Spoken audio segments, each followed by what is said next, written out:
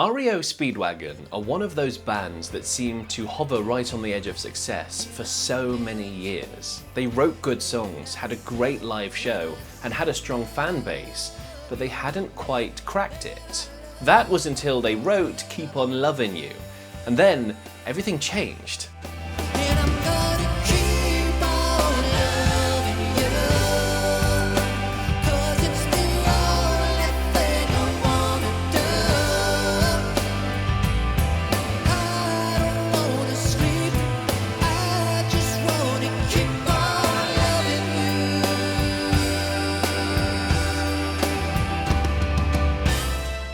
Quick backstory on REO Speedwagon for those who aren't familiar. They formed in Illinois in 1967 at a time when the American Midwest was beginning to develop its own rock identity. They took their name from the REO Speedwagon, a classic American-style work truck from the early 20th century. And it suited them well. They were a proper hard-working rock band, built on the road through relentless touring and tight musicianship. Through the late 60s and early 70s, they cycled through lineup changes, shifting musical styles, and a growing reputation as a live act. Their sound was rooted in hard rock with bluesy touches. It was gritty, energetic, and built more for packed clubs and sweaty halls rather than chart radios. But it was what they needed at the time.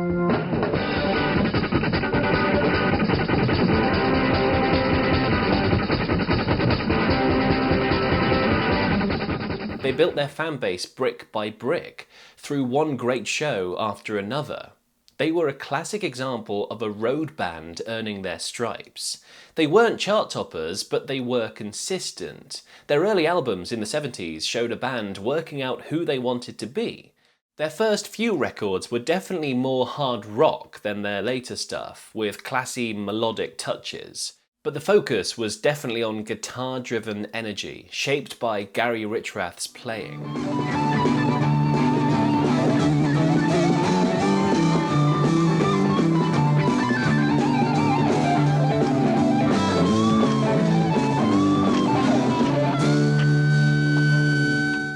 The first breakthrough of sorts was Ridin' the Storm Out in 1973.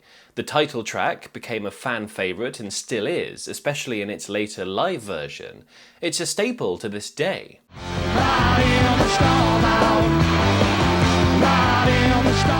But still, the band's success was mostly built on relentless touring rather than radio play.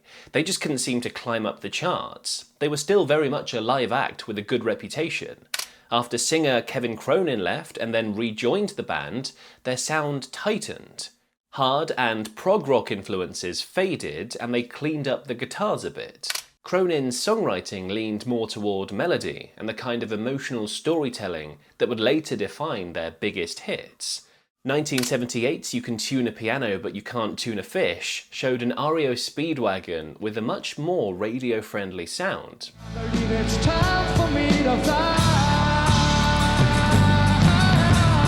But even then, they were still miles off mainstream superstardom.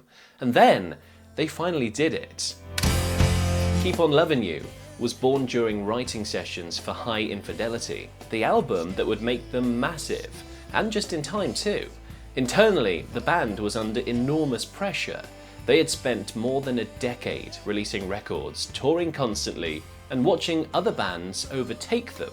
In the rock scene in 1980, you either became huge or you risked getting buried completely. And not a band to roll over, they decided they'd just start one of the biggest movements of the 80s and wrote a massive power ballad.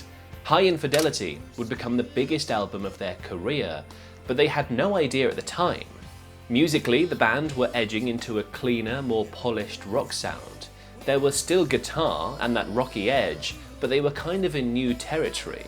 They weren't sure how it would go. Even in the beginning, Kevin Cronin knew he had something with Keep On Lovin' You.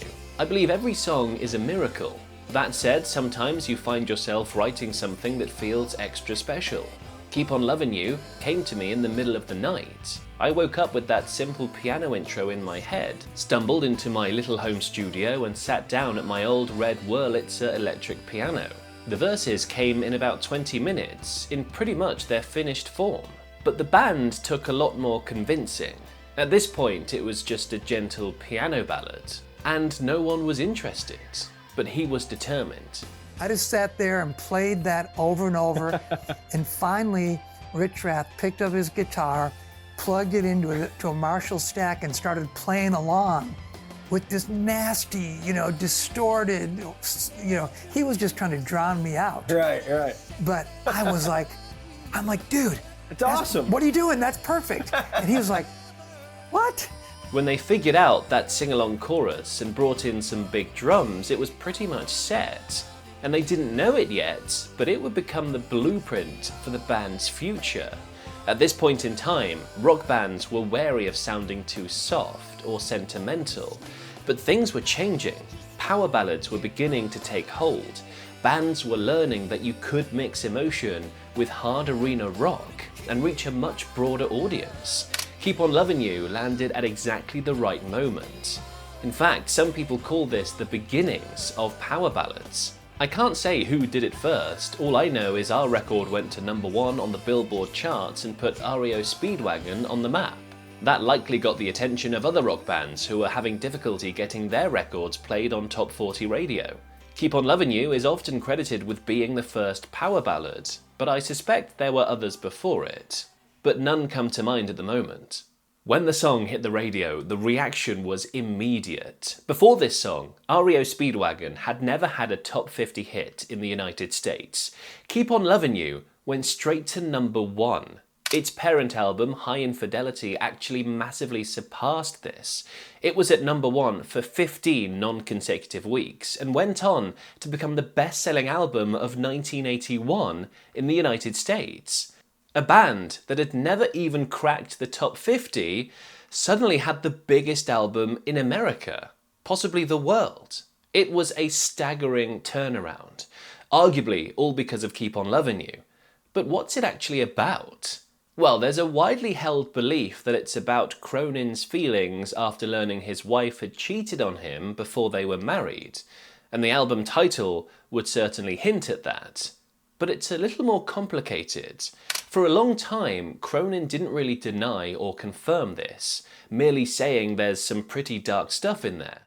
When I wrote that song, I kind of portrayed myself as more of the good guy than perhaps I was.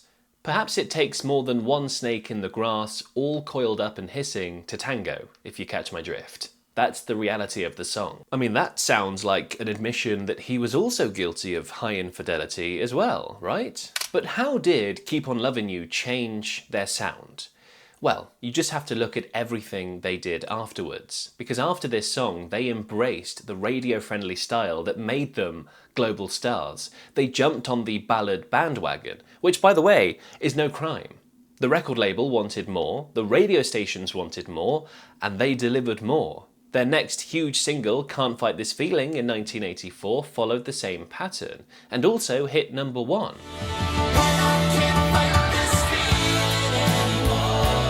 Without Keep on Lovin' You, none of that would have happened. The contrast of Cronin's emotional, vulnerable songwriting and Richrath's great big guitar riffs and solos became the band's signature, and the signature of a lot of others at the time. Everyone got in on it, and of course it changed them as people. All of a sudden, they were megastars with mega money. We were so crazy back then. We'd stay up all night at hotels, drinking, partying, chasing girls, and our pilot was right there with us. The next morning, when we were all recovering, he was flying the plane. I'll never forget, we'd come in for a landing, the plane would bank, and you'd hear Heineken bottles rolling around in the cockpit. There's also an irony to the song's success, because this song was born from a moment of sheer pain, but it ended up rescuing the band from a career plateau. Without it, their label might have lost interest, and they could have been left behind as the 80s rolled in. Instead, they created the template for the sound of the 80s. Bloody great big power ballads, emotional verses, huge choruses, steady build and big guitar moments. The formula went on to dominate the decade. It changed their career overnight. It moved them from a hard-slogging road band to arena megastars. It all reminds me of the ballad that changed Chicago forever. I've made an entire video on that song. You can click here for it next.